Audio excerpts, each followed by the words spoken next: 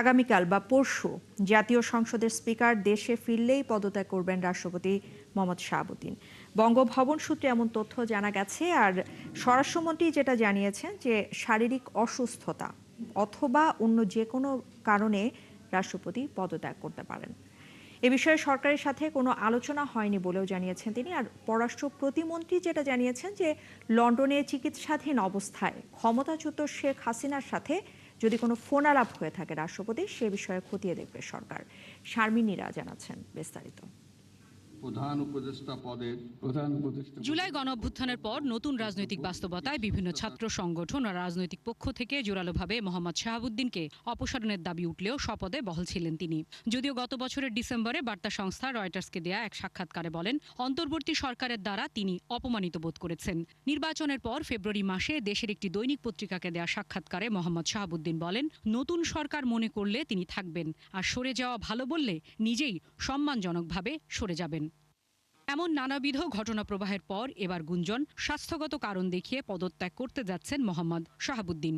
বঙ্গভবন সূত্র নিশ্চিত করেছে, আসছে সপ্তাহের শুরুতে পদত্যাগ করছেন তিনি। বশবর্তী না হইয়া সকলের প্রতি আইন অনুযায়ী। সচিবালয়ের স্বরাষ্ট্রমন্ত্রী বললেন, এ বিষয়ে সরকারের পক্ষ থেকে কোনো ধরনের পদক্ষেপ নেওয়া হয়নি।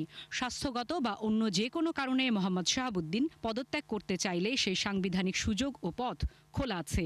মহামান্য রাষ্ট্রপতি স্বাস্থ্যগত কারণে হোক যে কোনো কারণে পদত্যাগ করতে চান, সেই অপশন তো ওনার আছে। এখানে সরকারের পক্ষ থেকে কিছু বলা হয়নি, আমিও এগুলো পত্রিকায় শুনছি।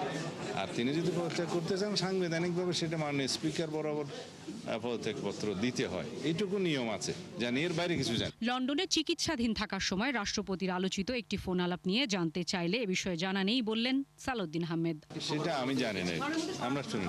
যদিও বৃহস্পতিবার পররাষ্ট্র প্রতিমন্ত্রী জানান, বিষয়টি খতিয়ে দেখা হবে। এখানে কোনো ডেফিনেট কোনো খবর পররাষ্ট্র মন্ত্রণালয়ে আমরা পাইনি এই ব্যাপারে। যদি সেটা সত্যি হয়ে থাকে, অবশ্যই পররাষ্ট্র মন্ত্রণালয় সেটা তদন্ত করবে, সরকারও সেটা তদন্ত করবে। সূত্র বলছে, বিদেশে সফরে থাকা স্পিকার হাফিজউদ্দিন আহমদ কাল বা পরশুদিন দেশে ফিরলে পদত্যাগ করবেন মোহাম্মদ শাহাবুদ্দিন। 2023 সালের 24 এপ্রিল 22তম রাষ্ট্রপতি হিসেবে দায়িত্ব গ্রহণ করেন তিনি। 5 বছরের মেয়াদ শেষ হওয়ার কথা 2028 সালের এপ্রিলে। শারমিন নীরা, 71, ঢাকা। আমরা প্রতিবেদন দেখছিলাম যে মেয়াদ শেষের 2.25 বছর বাকি রেখেই কিন্তু বিদায়ের পথে রাষ্ট্রপতি মোহাম্মদ শাহাবুদ্দিন। বিশ্লেষকরা যেটা বলছেন যে বিএনপি সরকার তাকে ঝুঁকিপূর্ণ মনে করাতেই বিদায়ের ঘণ্টা বাজছে তার। আর অভিমত, রাষ্ট্রপতির বিরুদ্ধে ওঠা অভিযোগগুলোর বিচার হওয়া উচিত। সেই সাথে নতুন রাষ্ট্রপতি যেন বিতর্কিত কেউ না হয়, সেই পরামর্শও দিয়েছেন বিশ্লেষকরা। আরও জানাচ্ছেন নুরনবী সরকার। জুলাই গণঅভ্যুত্থানের পর নতুন রাজনৈতিক বাস্তবতায় বিভিন্ন ছাত্র সংগঠন ও রাজনৈতিক পক্ষ থেকে জোরালোভাবে মোহাম্মদ শাহাবুদ্দিনকে অপসারণের দাবি উঠলেও শপথে বহাল ছিলেন তিনি। যদিও গত বছরের ডিসেম্বরে বার্তা সংস্থা রয়টার্সকে দেয়া এক সাক্ষাৎকারে বলেন, অন্তর্বর্তী সরকারের দ্বারা তিনি অপমানিত বোধ করেছেন। নির্বাচনের পর শাহজালাল আন্তর্জাতিক বিমানবন্দরে রাষ্ট্রপতি মোহাম্মদ শাহাবুদ্দিন লন্ডনে চিকিৎসার জন্য সফর করেন 9 মে থেকে 18 মে। গণমাধ্যমের খবরে বলা হয়, সেই সফরের কোনো এক সময়ে শাহাবুদ্দিন দণ্ডিত ও ভারতে পলাতক পতিত শেখ হাসিনার সাথে ফোনে কথা বলেন। গোয়েন্দারা এই খবর সরকারের উচ্চ মহলে জানিয়েছে। রাষ্ট্রপতি পদ থেকে তাকে সরে যেতে বলা হয়েছে। শাহাবুদ্দিনের এই প্রস্থান বিএনপিকে ঝুঁকিমুক্ত করবে বলে মন্তব্য করেছেন বিশ্লেষকরা। যদি পত্রিকায় যে খবর দেখলাম সেটা যদি সত্য হয়ে থাকে, তাহলে বিএনপি এখন ওনাকে ঝুঁকি মনে করছে। অন্তর্বর্তী সরকারের সময় ওনাকে ঝুঁকি মনে করেন নাই, বরং ভেবেছেন যে ওনাকে ওখানে রাখলে ওনাদের রাজনৈতিকভাবে সুবিধা হবে। দীর্ঘমেয়াদে বিএনপি এই প্রেসিডেন্টকে রাখার ব্যাপারে আগ্রহী হবে না, এটাই খুব স্বাভাবিক। তবে টাইমিংটা কি আরেকটু দেরি করার কথা ছিল, নাকি বিএনপি আরেকটু আগিয়ে আনলো, সেই বিতর্কটা হয়তো হতে পারে। মোহাম্মদ শাহাবুদ্দিনের বিরুদ্ধে ওঠা অপরাধগুলোর বিচার হওয়া উচিত বলে মন্তব্য করেছেন এই দুই বিশ্লেষক। এখন উনি স্বেচ্ছায় পদত্যাগের ক্ষেত্রে হয়তো বিএনপির কাছে এটা চাইতে পারেন যে ওনার অতীতের বিষয়গুলো নিয়ে ওনাকে কোনো ফৌজদারি কার্যক্রমের মুখোমুখি করা হবে না। এর ভিত্তিতে একটা বোঝাপড়ার মাধ্যমে উনি হয়তো পদত্যাগ করতে পারেন। তো সেই ক্ষেত্রে হয়তো বিএনপি ওনার বিরুদ্ধে এই ধরনের ফৌজদারি আইনে কোনো ব্যবস্থা নাও নিতে পারে। অবশ্যই বিচার হওয়া উচিত, এবং এই ধরনের একজন নৈতিকতা স্খলনযুক্ত ব্যক্তিকে প্রেসিডেন্ট পদে যে নিয়োগ দিয়েছিলেন শেখ হাসিনা, সেটা দিয়েও আসলে অনেক ক্ষেত্রে বোঝা যায় যে উনি তার শাসন ব্যবস্থাকে কতটা কুক্ষিগত করার চেষ্টা করেছেন। এমপি পদে নির্বাচন করার যোগ্যতা, বয়স ৩৫-এর বেশি এমন নানা যোগ্যতা থাকা ব্যক্তিকে রাষ্ট্রপতি পদের জন্য যোগ্য বলে সংবিধানে বলা আছে। আগামী নির্বাচন ও কেয়ারটেকার সরকারের সময় দায়িত্ব পালন করতে হবে পরবর্তী রাষ্ট্রপতিকে। যেহেতু রাষ্ট্রপতি নির্বাচনকালীন সময় একটা গুরুত্বপূর্ণ দায়িত্ব পালন করেন, সেই জন্য উচিত এমন একজনকে নিয়োগ দেয়া যিনি নির্বাচনের সময় নিরপেক্ষ একটা ভূমিকা রাখতে পারবেন। যখন নির্বাচনের প্রশ্ন আসবে বা রাষ্ট্রের কোনো জাতীয় সংকটের প্রশ্ন আসবে, তখন উনি সবাইকে নিয়ে বসবেন, তার ডাকে একসাথে সবাই আসবে, কথা বলবে। তো এই ধরনের একটা ক্যান্ডিডেসি আসলে আমরা আশা করি। বিশ্লেষকরা বলছেন, বিগত বিএনপি সরকারের সময় রাষ্ট্রপতি নিয়ে তিক্ত অভিজ্ঞতা আছে। আইনি প্রক্রিয়া প্রমাণিত হয় না। নুনবী সরকার, ৭১, ঢাকা। দেশের একজন প্রধানমন্ত্রী তারেক রহমান জানিয়েছেন ২০৩৪ সালের মধ্যে দেশকে $1 ট্রিলিয়ন অর্থনীতিতে নিতে কাজ করছে তার সরকার। সেই সাথে তিনি আরও জানিয়েছেন, শুধু আকর্ষণীয় বিনিয়োগের জন্য নয়, বরং বিনিয়োগকারীদের সঙ্গে টেকসই বাণিজ্য সম্পর্ক গড়তে চায় তার সরকার। আজ বাংলাদেশ চীন মৈত্রী আন্তর্জাতিক সম্মেলন কেন্দ্রে বিদেশি বিনিয়োগ নিয়ে সম্মেলনে এসব কথা জানিয়েছেন তিনি। আর দেশে ব্যবসা এবং বিনিয়োগের সুষ্ঠু পরিবেশ নিশ্চিতে সরকার বদ্ধপরিকর বলে জানিয়ে ব্যবসায়ীদের আরও বেশি বিনিয়োগের আহ্বান জানিয়েছেন প্রধানমন্ত্রী। শফিকুল হক জানাচ্ছেন বিস্তারিত। স্বল্পোন্নত দেশের মর্যাদা থেকে উত্তরণের পরবর্তী ধাপে প্রবেশের প্রস্তুতি নিচ্ছে বাংলাদেশ, যেখানে বৈদেশিক প্রত্যক্ষ বিনিয়োগ আর বিনিয়োগকারী ও নীতি নির্ধারকদের মধ্যে কার্যকর সংলাপ ও পারস্পরিক সহযোগিতা আগের যে কোনো সময়ের তুলনায় গুরুত্বপূর্ণ। এমন প্রেক্ষাপটে রাজধানীর বাংলাদেশ চীন মৈত্রী সম্মেলন কেন্দ্রে driving foreign investment for jobs and prosperities in Bangladesh নিয়ে আন্তর্জাতিক সম্মেলন ও ইনভেস্টর্স এক্সপোতে যোগ দেন প্রধানমন্ত্রী তারেক রহমান। মূল সম্মেলন শুরুর আগে ইনভেস্টর্স এক্সপো পরিদর্শন করেন প্রধানমন্ত্রী, মতবিনিময় করেন অংশগ্রহণকারী প্রতিষ্ঠানগুলোর প্রতিনিধিদের সঙ্গে। অনুষ্ঠানে দেয়া বক্তব্যে রাজনীতিতে প্রবেশের আগে ব্যবসায়ী হিসেবে নিজের ব্যক্তিগত অভিজ্ঞতার কথা তুলে ধরেন প্রধানমন্ত্রী।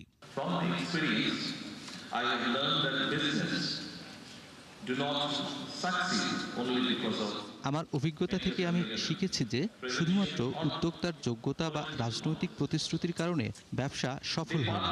প্রবৃদ্ধি সমর্থনকারী সরকারি নীতির কারণেও এটি আংশিকভাবে সফল হয়। বিনিয়োগকারী স্থানীয় উদ্যোক্তা কিংবা বিদেশি যেই হন না কেন, সরকার তার পাশে থাকবে বলেও প্রতিশ্রুতি দেন তারেক রহমান। দূরদর্শী বিএনপি সরকার চায় আপনাদের কোম্পানিগুলো বাংলাদেশে বিনিয়োগ সম্প্রসারণ করুক। আপনি স্থানীয় উদ্যোক্তা হন আর বিদেশি বিনিয়োগকারী। যখন আপনি বাংলাদেশে বিনিয়োগ করবেন, আমাদের সরকারও তার সময়, সমর্থন এবং নীতির মাধ্যমে আপনার উপর বিনিয়োগ করবে। ইনশাআল্লাহ এই প্রতিশ্রুতি আমরা রক্ষা করব। অনেক প্রতিবন্ধকতার মধ্যেও উল্লেখযোগ্য শক্তি রয়েছে উল্লেখ করে সম্মিলিতভাবে বাংলাদেশকে টেকসই সমৃদ্ধির জন্য প্রস্তুত করবে বলেও আশা করেন প্রধানমন্ত্রী।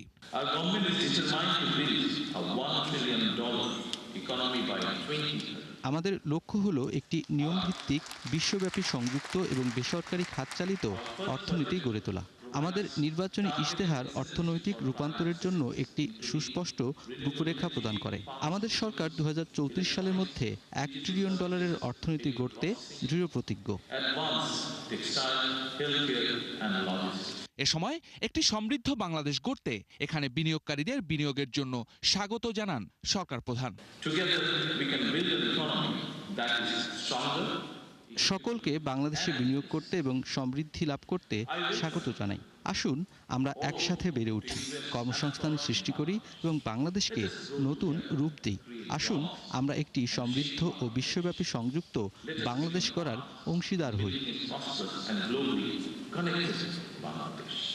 শফিকুল হক, ৭১, ঢাকা। সাতক্ষীরা ৪ আসনের সংসদ সদস্য গাজী নজরুল ইসলামকে তার দল জামায়াতে ইসলামী বহিষ্কার করলেও এখনই সংসদ সদস্য পদ বাতিল হচ্ছে না বলে জানিয়েছে নির্বাচন কমিশন। শুধু দলের বহিষ্কারের ভিত্তিতে এমপি পদ নিয়ে ইসি সিদ্ধান্ত দেবে না বলেও জানিয়েছেন তিনি। সেই সাথে ইসি জানিয়েছেন, সংসদ থেকে নির্বাচন কমিশনে বিষয়টি পাঠানো হলে উভয় পক্ষের বক্তব্য শুনে সংবিধান এবং আইন অনুযায়ী সিদ্ধান্ত নেওয়া হবে। এদিকে বৃহস্পতিবার বিকেলে গাজী নজরুল ইসলামের বিরুদ্ধে ব্যবস্থা নিতে নির্বাচন কমিশনকে চিঠি দিয়েছে জামায়াত। ফারজানা আক্তার জানাচ্ছেন বিস্তারিত। সামাজিক যোগাযোগ মাধ্যমে ভিডিও ছড়িয়ে পড়ার কারণে আলোচনায় আসেন সাতক্ষীরা 4 আসনের সংসদ সদস্য গাজী নজরুল ইসলাম। এই ঘটনায় তাকে দল থেকে বহিষ্কার করে জামায়াতে ইসলামী। এরপর তার সংসদ সদস্য পদ নিয়ে উঠেছে প্রশ্ন। আইন অনুযায়ী সংসদ সদস্য নিজ দল থেকে পদত্যাগ করলে বা সংসদে দলের বিপক্ষে ভোট দিলে তার সংসদীয় আসন শূন্য হবে। আমাদের একটা হয়েছে নির্বাচন কমিশন বলছে জামায়াত থেকে ইসিকে চিঠি দিলে কমিশনের করণীয় কিছু নেই। এছাড়া রাজনৈতিক দল থেকে বহিষ্কার করলে এমপি পদ যাওয়ারও সুযোগ নেই। দুটো জিনিস আছে, উনি যদি দলের থেকে পদত্যাগ করে বা এখানে আইনে বলা আছে দলের থেকে পদত্যাগ করা, এখন উনি পদত্যাগ করেন নাই, ওনাকে এক্সপেল করছে। এক্সপানশন পদত্যাগের মধ্যে আসে কিনা এটা একটা বিশ্লেষণের বিষয়, কন্ট্রোভার্সিয়াল একটা বিষয়। যদি এই ধরনের কিছু আমাদের কাছে আসে তাহলে তখন আমরা এটার উপর আমাদের নির্বাচন কমিশন তার সিদ্ধান্ত জানাবে, এবং সেই জিনিসটা আসতে হবে পার্লামেন্ট থেকে। কোনো পার্টির মধ্যে থাকলে আমার যতদূর মনে পড়ে, আমি যতদূর বুঝি, নির্বাচন কমিশনের এর উপর খুব একটা করণীয় নেই। মরাল টার্পিচুটের জন্য যদি কেউ শাস্তিপ্রাপ্ত হন তাহলে তিনি বাড়িতে হবেন। তো তিনি তো এখনও তো ওইভাবে বাড়িতে হন নাই, তার শাস্তি হয় নাই। কাজে এটার জন্য নির্বাচন কমিশনের কিছু করণীয় আছে বলে আমার মনে হয় না। কমিশনার জানান, সংসদ থেকে চিঠি পেলে আইন অনুযায়ী ব্যবস্থা নিতে পারে ইসি। আর্টিকেল 67 হচ্ছে দলের থেকে যদি মেম্বার থেকে পদত্যাগ করে, এটা ইসির কাছে কখনোই আসবে না। উনি মেম্বার থেকে পদত্যাগ করেন, পার্লামেন্ট থেকে পদত্যাগ করল, কিন্তু উনি যদি দলের থেকে পদত্যাগ করে তাহলে সেই বিষয়টা নির্বাচন কমিশনের কাছে আসবে। 70 অনুযায়ী যদি উনি পদত্যাগ করেন তাহলে এই 70-র এই বিষয়টা একটা ডিসপিউট, সেই ডিসপিউটটা পার্লামেন্ট নির্বাচন কমিশনের নিকট রেফার করলে নির্বাচন কমিশন সে ব্যাপারে যথাযথ তদন্ত করব বা শুনানি করব, ব্যবস্থা করব। 75 বছর বয়সী নজরুল ইসলাম সাতক্ষীরা 4 আসনে 1991 সালে প্রথমবার সংসদ সদস্য হন। এবার তিনি তৃতীয়বারের মতো নির্বাচিত হয়েছেন। ফারজানা আক্তার, 71, ঢাকা। এদিকে সাবেক রাষ্ট্রপতি জিয়াউর রহমান হত্যা মামলার অন্যতম আসামি বরখাস্তকৃত মেজর মোজাফফর হোসেনকে এবার আন্তর্জাতিক অপরাধ ট্রাইব্যুনালের মানবতা বিরোধী অপরাধের মামলায় গ্রেপ্তার দেখানো হয়েছে। আজ কড়া নিরাপত্তায় তাকে আদালতে হাজির করা হলে প্রসিকিউশনের আবেদনের প্রেক্ষিতে আদালত তাকে গ্রেফতার দেখানোর আদেশ দেন। একই সঙ্গে তদন্ত সংস্থাকে 2 দিনের জিজ্ঞাসাবাদের অনুমতিও দিয়েছে ট্রাইব্যুনাল। আরও জানাচ্ছেন সিফাত ফারুকী। দীর্ঘ ৪৫ বছর ছিলেন আত্মগোপনে, বদলেছেন নাম পরিচয়, পাল্টেছেন একের পর এক ঠিকানা। বছরের পর বছর ধরে নাম পরিচয় গোপন করে বিভিন্ন স্থানে পালিয়ে থেকেও শেষ রক্ষা হয়নি সাবেক রাষ্ট্রপতি জিয়াউর রহমানের খুনি সাবেক সেনা কর্মকর্তা মোজাফফরের। গত 15 জুলাই গ্রেফতার হওয়ার পর বৃহস্পতিবার তাকে কড়া নিরাপত্তায় হাজির করা হয় আন্তর্জাতিক অপরাধ ট্রাইব্যুনালে। সকাল 9টার দিকে মিলিটারি পুলিশের একটি মাইক্রোবাসে মোজাফফরকে আনা হয় আদালতে। এরপর দুপুর 1টার দিকে তোলা হয় এজলাসে। পরে প্রসিকিউশনের আবেদনের প্রেক্ষিতে শুনানি শেষে মানবতা বিরোধী অপরাধের মামলায় আনুষ্ঠানিকভাবে গ্রেফতার দেখানোর আদেশ দেন ট্রাইব্যুনাল। একই সাথে মামলার সুষ্ঠু তদন্তের স্বার্থে এবং নেপথ্য তথ্য উদ্ঘাটনে তাকে জিজ্ঞাসাবাদের জন্য ট্রাইব্যুনালের তদন্ত সংস্থাকে 2 দিনের অনুমতি দেন আদালত। মাননীয় ট্রাইব্যুনাল তাকে 2 দিন জিজ্ঞাসাবাদের জন্য আমাদেরকে অনুমতি দিয়েছেন। উনি একজন পলাতক খুনি হওয়া সত্ত্বেও অনেক পার্শ্ববর্তী দেশের সাথে তার যাতায়াত, বাংলাদেশ সরকারের সাথে তার ঘনিষ্ঠতা, সংশ্লিষ্টতা, কথোপকথন এবং জুলাই আন্দোলনে এই যে মানবতা বিরোধী অপরাধ সংগঠিত হলো সেখানে অনেক পরিকল্পনা তিনি বাস্তবায়নের সাথে জড়িত। দাবি শুধু জিয়া হত্যাই নয়, গত 16 বছর আওয়ামী লীগের সাথে সম্পৃক্ততা সহ জুলাইয়ে মানবতা বিরোধী অপরাধের ষড়যন্ত্রে যুক্ত ছিলেন মোজাফফর। বাংলাদেশের টেলিফোন ব্যবহার করে বিভিন্ন কর্মকর্তাদের সাথে তিনি যোগাযোগ রাখেন। অভিজাত এলাকায় তিনি বসবাস করেন। সেখানে সরকারের যদি প্রশ্রয় না থাকে, সংশ্লিষ্টতা না থাকে, তাহলে সরকারের এইসব ঊর্ধ্বতন কর্মকর্তাদের সাথে তিনি কি করে সম্পর্ক রাখেন? চিফ প্রসিকিউটর বলেন, তদন্ত সংস্থা তাদের সুবিধামতো সময়ে মোজাফফরকে জিজ্ঞাসাবাদ করবে। জিজ্ঞাসাবাদ শেষে পরবর্তী আইনি ব্যবস্থা নেওয়া হবে বলেও জানান তিনি। সেই জিজ্ঞাসাবাদের পরে প্রাপ্ত তথ্যের ভিত্তিতে আমাদের প্রয়োজনীয় পরবর্তী কার্যক্রম গ্রহণ করা হবে। সিফাত ফারুকী, ৭১, ঢাকা। বিদ্যুৎ খাতে সামিট গ্রুপের বিরুদ্ধে হাজার কোটি টাকা আত্মসাতের অভিযোগে অনুসন্ধান জোরদার করেছে দুর্নীতি দমন কমিশন। আর এই লক্ষ্যে প্রয়োজনীয় তথ্য যে বাংলাদেশ বিদ্যুৎ উন্নয়ন বোর্ড বিপিডিবি এবং বাংলাদেশ পেট্রোলিয়াম কর্পোরেশন বিপিসির কাছে চিঠি পাঠিয়েছে দুদক। একই সঙ্গে সিঙ্গাপুরে অন্তত ১,৫০০ কোটি টাকা পাচারের অভিযোগের প্রাথমিক অনুসন্ধানও শেষ করেছে সংস্থাটি। বিস্তারিত ইমতিয়াজ সনির প্রতিবেদনে। আওয়ামী লীগ সরকারের বিগত ১৫ বছরে বিদ্যুৎ খাতে ক্যাপাসিটি চার্জ ও বিভিন্ন প্রকল্পের নামে ১ লাখ কোটি টাকারও বেশি অনিয়ম ও লুটপাটের অভিযোগের তদন্ত করছে দুদক। সেই অনুসন্ধানে উঠে এসেছে দেশের অন্যতম আলোচিত প্রতিষ্ঠান সামিট গ্রুপের নাম। দুদক বলছে সিঙ্গাপুর ভিত্তিক প্রতিষ্ঠান পাওয়ার ইন্টারন্যাশনাল পিটিই লিমিটেডের অনুকূলে অন্তত ১,৫০০ কোটি টাকার পাচারের অভিযোগ পাওয়া গেছে। এসব অভিযোগের সত্যতা যাচাই এবং বিদ্যুৎ খাতে আর্থিক লেনদেনের প্রকৃত চিত্র উদ্ঘাটনে পিডিবি ও বিপিসির কাছে প্রয়োজনীয় নথি এবং তথ্য চেয়ে চিঠি দিয়েছে সংস্থাটি। অনুসন্ধানকারী কর্মকর্তা আজকে দুর্নীতি দমন কমিশন থেকে সামিট গ্রুপের যে বিরুদ্ধে যে মানি লন্ডারিং এবং জ্ঞাত আয় বহির্ভূত সম্পদ অর্জনের অভিযোগ, এই বিষয়ে রেকর্ড সংগ্রহের জন্য বাংলাদেশ পেট্রোলিয়াম কর্পোরেশনের চেয়ারম্যান এবং বাংলাদেশ বিদ্যুৎ উন্নয়ন বোর্ডের চেয়ারম্যান বরাবর পত্র প্রেরণ করেছেন। এদিকে সামিট গ্রুপের চেয়ারম্যান আজিজ খান তার স্ত্রী ও সন্তানদের নামে প্রাথমিকভাবে ৭০০ কোটি টাকারও বেশি অবৈধ সম্পদের তথ্য পাওয়ার দাবি করছে দুদক। এছাড়া শেয়ার কেলেঙ্কারির অভিযোগে সামিট কমিউনিকেশনের বিরুদ্ধে ইতিমধ্যে একটি মামলাও করেছে সংস্থাটি। সামিট কমিউনিকেশন লিমিটেড তাদের ৭ জনের বিরুদ্ধে দুর্নীতি দমন কমিশনে একটি মামলা হয়েছিল। তাদের বিরুদ্ধে অভিযোগ ছিল তারা অসৎ উদ্দেশ্য পরস্পর যোগ সাজসে নিজেদের উপর অর্পিত ক্ষমতার অপব্যবহার করে বেআইনিভাবে শেয়ার হস্তান্তরের অনুমোদন দিয়ে সরকারের ১০ কোটি টাকারও বেশি ক্ষতি সাধনের অভিযোগে দুর্নীতি দমন কমিশন একটি মামলা দায়ের করেছিল। দুদক জানায় যৌথ টাস্কফোর্সের আওতায় সামিট গ্রুপের বিরুদ্ধে আরও একাধিক দুর্নীতির অভিযোগের অনুসন্ধান চলছে। ইমতিয়াজ সনি, ৭১, ঢাকা। বেশিরভাগ চিকিৎসক শহরমুখী হয়, গ্রামের মানুষ সেবা পাচ্ছে না, এমন মন্তব্য করেছেন জিয়াউর রহমান ফাউন্ডেশনের vice president doctor Zubaida Rahman.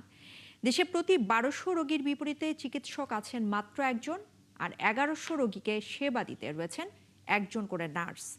ঠিক এমন বাস্তবতায় স্বাস্থ্যসেবার উন্নতির জন্য সকলকে এগিয়ে আসার আহ্বান জানিয়েছেন তিনি। সকালে রাজধানীর হলি ফ্যামিলি রেড ক্রিসেন্ট মেডিকেল কলেজের কৃতি শিক্ষার্থী সম্মাননা অনুষ্ঠানে ডাক্তার জুবাইদা রহমান এসব কথা বলেন। ভাস্কর ভাদুরী জানাচ্ছেন বিস্তারিত। হলি ফ্যামিলি রেড ক্রিসেন্ট হাসপাতালের কৃতি শিক্ষার্থীদের সম্মাননা অনুষ্ঠান। কৃতি শিক্ষার্থীদের উদ্বুদ্ধ করতে অনুষ্ঠানে উপস্থিত ছিলেন জিয়াউর রহমান ফাউন্ডেশনের vice chairman doctor Zubaida Rahman. অতঃপর তিনি তোমাকে আশ্রয় দিয়েছেন। অনুষ্ঠানে বিভিন্ন অতিথির বক্তব্যে উঠে আসে স্বাস্থ্য খাতের নানা সমস্যার বিষয়, যা সমাধানে বিভিন্ন দাবি দাওয়া তুলে ধরেন সংশ্লিষ্টরা। প্রাইভেট হসপিটালগুলো কিন্তু সরকারি হাসপাতালের চেয়ে অনেক ক্ষেত্রে সফলতা দেখাচ্ছে। আয়োজনে ডাক্তার জুবাইদা বলেন, বাংলাদেশের প্রত্যন্ত অঞ্চলের মানুষ এখনো পর্যাপ্ত চিকিৎসা থেকে বঞ্চিত হচ্ছে। বাংলাদেশে চিকিৎসক ও রোগীর অনুপাত 0.83 বনাম 1000, অর্থাৎ প্রতি একজন ডাক্তারকে দেখতে হয় 1200 থেকে 18 জন অসুস্থ দেশবাসীকে। গ্রামাঞ্চলে এই অনুপাত আরো ভিন্নতর। এই পরিস্থিতি হয়তো পরিবর্তন সম্ভব যদি আমরা শিক্ষা জীবন থেকেই দেশ সেবার সংকল্পে দৃঢ়ভাবে প্রতিজ্ঞাবদ্ধ হই। ডাক্তার জুবাইদা রহমানের বক্তব্যে উঠে আসে চিকিৎসকদের গ্রামে না যাওয়ার প্রবণতার বিষয়টি। সরকারি চিকিৎসকদের অনুপাত প্রতি 6500 জনের জন্য মাত্র একজন চিকিৎসক। সেই জন্যই চিকিৎসা এখনো দারিদ্র্যের অন্যতম কারণ। আপনাদের দিকেই তাকিয়ে আছে বাংলাদেশ। আপনারা নিশ্চয়ই মেধা, শ্রম, অধ্যবসায় ও দেশপ্রেম এ উদ্বুদ্ধ হয়ে গড়ে তুলবেন সকলের কাঙ্ক্ষিত চিকিৎসা ব্যবস্থা ইনশাআল্লাহ। আগামীর বাংলাদেশে চিকিৎসার অভাবে যাতে কেউ প্রাণ না হারায় সেই বিষয়ে লক্ষ্য নিয়ে কাজ করতে স্বাস্থ্য খাতের সবাইকে আহ্বান জানান ডাক্তার জুবাইদুর রহমান। স্মৃতি বিজড়িত হোলি ফ্যামিলি রেড ক্রিসেন্ট। ভাস্কর ভাদুরী, ৭১, ঢাকা। আগামী শনিবার পর্যন্ত দেশের বিভিন্ন স্থানে থেমে থেমে বৃষ্টি হবে জানিয়েছে আবহাওয়া অধিদপ্তর। আর এরপর ২৭ জুলাই পর্যন্ত কিছুটা কমলেও পরে আবারও বৃষ্টিপাতের পরিমাণ বাড়তে পারে। এছাড়া আগামী ২৪ ঘন্টায় চট্টগ্রাম এবং বরিশাল বিভাগের বিভিন্ন এলাকায় ভারী বৃষ্টির পূর্বাভাস রয়েছে। আর এই কারণে সংশ্লিষ্ট এলাকার নদীবন্দরগুলোকে ১ নম্বর সতর্ক সংকেত দেখাতে বলা হয়েছে। মামুন হোসেনের রিপোর্ট। সক্রিয় মৌসুমি বায়ুর প্রভাবে গেল কয়েকদিন রাজধানী সহ দেশের বেশিরভাগ এলাকায় থেমে থেমে বৃষ্টি ও বজ্রবৃষ্টি হচ্ছে। অতিরিক্ত বৃষ্টির কারণে ভোগান্তিতে পড়তে হয়েছে অফিসগামী মানুষ, পথচারী সহ শিক্ষার্থীদের।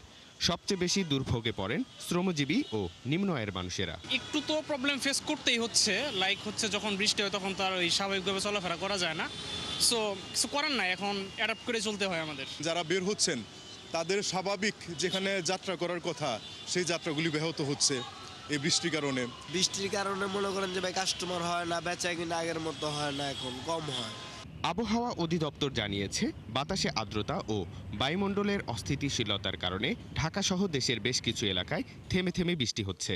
আগামী ২৫ জুলাই পর্যন্ত এই বৃষ্টিপাত অব্যাহত থাকতে পারে। ২৩, ২৪, ২৫ তারিখ পর্যন্ত এই বৃষ্টিপাতের তীব্রতা থাকবে। মোটামুটি সারা বাংলাদেশেই থেমে থেমে বৃষ্টিপাত সংঘটিত হবে। ২৫ তারিখের পর থেকে বৃষ্টিপাতের তীব্রতা অনেকাংশে কমে যাবে। ২৭ তারিখ পর্যন্ত বৃষ্টিপাতের তীব্রতা বহুলাংশে কম থাকবে, কিন্তু যেহেতু বর্ষাকাল ডেলি ১-২বার বৃষ্টিপাত হবে বিচ্ছিন্নভাবে। এছাড়া আগামী ২৪ ঘন্টায় চট্টগ্রাম ও বরিশাল বিভাগের বিভিন্ন এলাকায় ভারী বৃষ্টিপাতের পূর্বাভাস দিয়ে সেখানকার নদী বন্দরগুলোকে ১ নম্বর সতর্ক সংকেত দেখাতে বলা হয়েছে। পাশাপাশি পাহাড় ধসের আশঙ্কাও রয়েছে বলে জানায় আবহাওয়া অধিদপ্তর। এইসব অঞ্চলের অভ্যন্তরীণ নদী বন্দরে যেহেতু অনেক নৌযান চলাচল করে, সেখানে তারা অস্থায়ীভাবে দমকা বাতাস বা ঝোড়ো হওয়ার সম্মুখীন হতে পারে। সেই কারণে খুলনা, বরিশাল, পটুয়াখালী, নোয়াখালী, কুমিল্লা, চট্টগ্রাম, কক্সবাজার এবং সিলেট এই অঞ্চলের নদীবন্দরকে ১ নম্বর সতর্কতা সংকেত দেখিয়ে যেতে বলা হয়েছে। যদিও সংস্থাটি বলছে শক্তিশালী এল নিনোর প্রভাবে এবছর স্বাভাবিকের চেয়ে কম বৃষ্টিপাত হওয়ার সম্ভাবনা রয়েছে। মামুন হুসাইন, ৭১, ঢাকা। ভারী ধাতু সহ ক্ষতিকর উপাদান এবং গুণগত মান যাচাইয়ে যথাযথ পরীক্ষার আওতায় আসছে আমদানি করা কীটনাশক। আর এই জন্য করা হচ্ছে অনুমোদন দেওয়ার যুগোপযোগী নীতিমালা। একই সাথে অধিক আইনি ক্ষমতা এবং প্রাতিষ্ঠানিক সক্ষমতা দিয়ে নিরাপদ খাদ্য কর্তৃপক্ষকে আনা হচ্ছে কৃষি মন্ত্রণালয়ের অধীনে। ৭১ বিজনেসকে দেয়া একান্ত সাক্ষাৎকারে এসব তথ্য জানিয়েছেন কৃষি এবং প্রাণী সম্পদ মন্ত্রী মোহাম্মদ আমিনুর রশিদ। রুহুল আমিনের রিপোর্ট।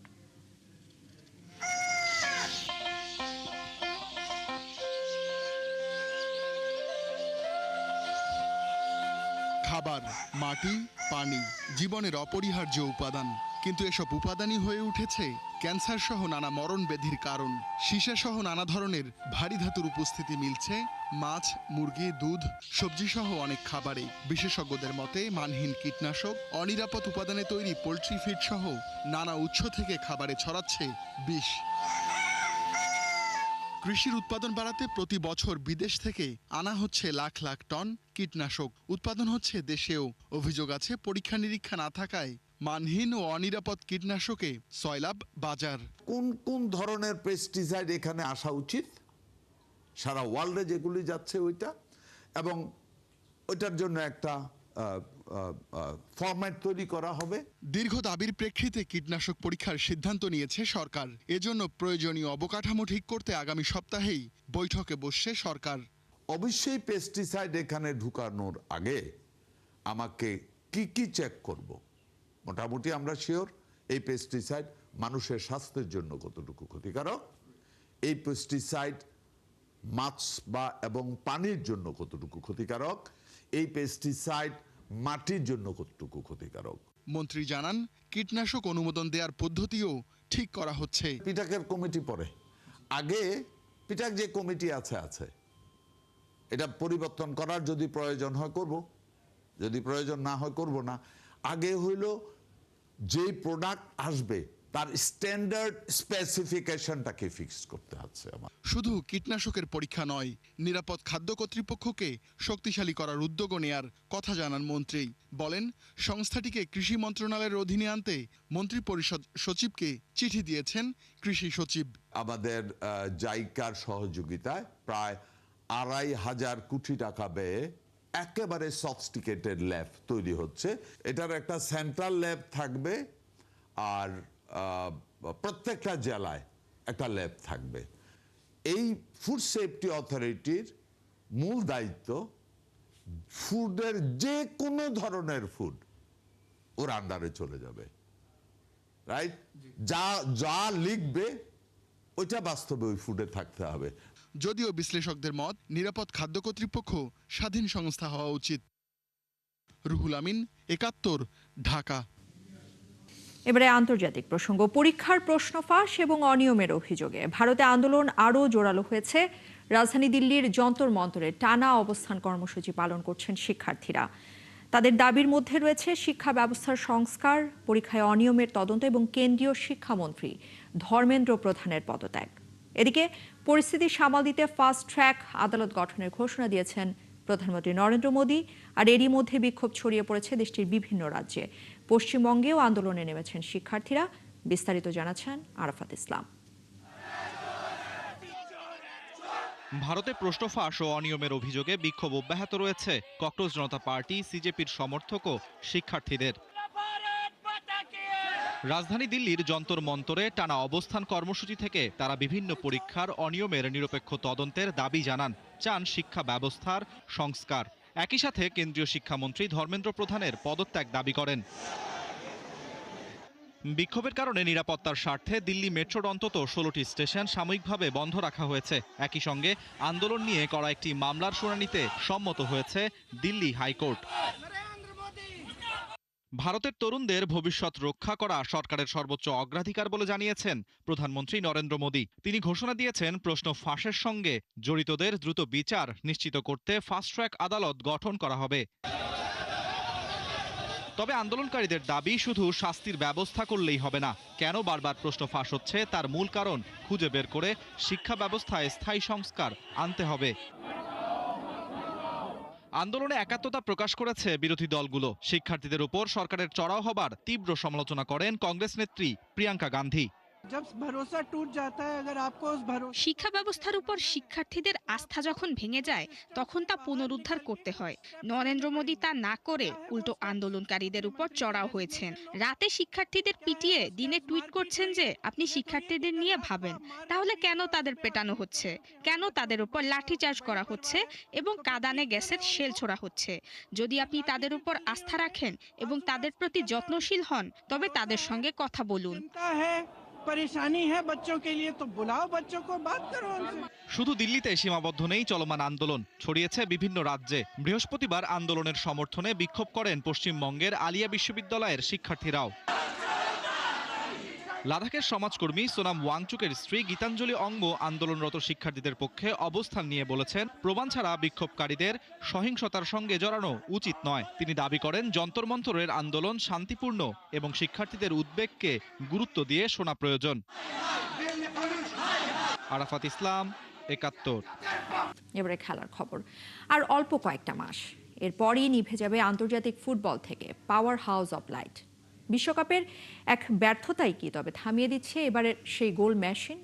একটা মাত্র ম্যাচ, আগামী ২৪ সেপ্টেম্বর ইউএফা নেশনস লিগের ম্যাচ খেলেই অবসর নেবেন, এমন খবর ঘুরপাক খাচ্ছে আন্তর্জাতিক গণমাধ্যমে। বলছিলাম পর্তুগিজ সুপারস্টার ক্রিশ্চিয়ানো রোনালদোর কথা। তবে কি সত্যি আন্তর্জাতিক ফুটবলকে বিদায় বলবেন CR7? বিস্তারিত তাজিন খন্দকারের রিপোর্টে। Every empire has its final sunset. একটা দিন আসবেই যেদিন গ্যালারির গর্জন থেমে যাবে, স্টেডিয়ামের আলো নিভে যাবে আর ইতিহাস নীরবে সাক্ষী থাকবে একটা সোনালী অধ্যায়ের সমাপ্তির। গ্যালারিতে থাকবে অশ্রুসিক্ত ভক্তরা আর মাঠে দাঁড়িয়ে হয়তো তিনিও লুকিয়ে রাখবেন নিজের আবেগ। ভেজা চোখ দেখায়নি তোমায়, এমনই বিদায়ের মুহূর্ত কখনো সহজ হয় না। প্রিয় তারকা পর্তুগিজ সুপারস্টার ক্রিস্টিয়ানো রোনালদোকে ঘিরে এখন ঠিক এমনই এক আবেগের গল্প চারিদিকে। ফুটবল বিশ্বে জোর গুঞ্জন, আগামী 24 সেপ্টেম্বর ওয়েলসের বিপক্ষে উয়েফা নেশনস লিগের ম্যাচটি হতে পারে পর্তুগালের জার্সিতে রোনালদোর শেষ আন্তর্জাতিক ম্যাচ। যদিও এ বিষয়ে পর্তুগিজ ফুটবল ফেডারেশন বা রোনালদো নিজে আনুষ্ঠানিকভাবে কিছু জানায়নি, তবুও খবরটি ভক্তদের মনে তৈরি করেছে অন্যরকম এক অনুভূতি। 2 দশকেরও বেশি সময় ধরে পর্তুগালের পরিচয় হয়ে ওঠা এই কিংবদন্তি খেলেছেন 233টি আন্তর্জাতিক ম্যাচ, করেছেন 146টা গোল। আন্তর্জাতিক ফুটবলের সর্বোচ্চ গোলদাতা হিসেবে নিজের নাম লিখিয়েছেন ইতিহাসের পাতায়। ইউরো 2016 শিরোপা, নেশনস লিগের সাফল্য, অসংখ্য রেকর্ড আর অগণিত স্মরণীয় মুহূর্ত, সব মিলিয়ে রোনালদোর আন্তর্জাতিক ক্যারিয়ার যেন এক জীবন্ত মহাকাব্য। আল নাসরের নতুন কোচ হোর্হে জেসুস দায়িত্ব নেয়ার পরও রোনালদোকে ঘিরে পরিকল্পনায় কোনো পরিবর্তনের ইঙ্গিতও দেননি। জাতীয় দলে অভিজ্ঞ এই ফরওয়ার্ডের উপস্থিতি এখনো গুরুত্বপূর্ণ বলেই মনে করেন অনেকে। তাই যদি সত্যিই সেপ্টেম্বরে বিদায়ের মঞ্চ তৈরি হয়, তবে জোসে আলভালাদে স্টেডিয়ামে শেষবারের মতো শোনা যেতে পারে সেই পরিচিত সৌ সেলিব্রেশন। আর জাতীয় সঙ্গীতের সময় আবেগে ভাসতে পারেন কোটি সমর্থক। তবে এখানেই গল্পের শেষ নয়। 41 বছরে পা রাখলেও রোনালদোর সামনে এখনো একটা বিশাল লক্ষ্য, ক্যারিয়ারে 1000 গোলের মাইলফলক। ইতিমধ্যেই 976 গোল করা এই মহাতারকা এখনই থামতে চান না। অসম্ভবকে সম্ভব করাই যেন তার ক্যারিয়ারের সবচেয়ে বড় পরিচয়। 1000 গোল মিশন, যে স্বপ্নকে পৃথিবী একদিন বলেছিল ইম্পসিবল, সেটাকেই তিনি বানাতে চান reality. Heroes are remembered, legends never live. হয়তো 24 সেপ্টেম্বর হবে পর্তুগালের জার্সিতে শেষ অধ্যায়, হয়তো সেটাই হবে আন্তর্জাতিক ফুটবলের সবচেয়ে আবেগঘন বিদায়। কিন্তু ফুটবল যতদিন বেঁচে থাকবে, ইতিহাসের প্রতিটা পাতায় একটাই নাম সোনালী অক্ষরে লেখা থাকবে, Cristiano Ronaldo, the GOAT, the immortal legacy. Tajin Khandaker, 71। দর্শক, চলছে সংবাদ সংযোগ। সরাসরি সংবাদ ও অনুষ্ঠান দেখতে চোখ রাখবেন 71 ফেসবুক পেজে এবং সাবস্ক্রাইব করবেন 71 ইউটিউব চ্যানেলে। থাকবেন 71-এর সাথে।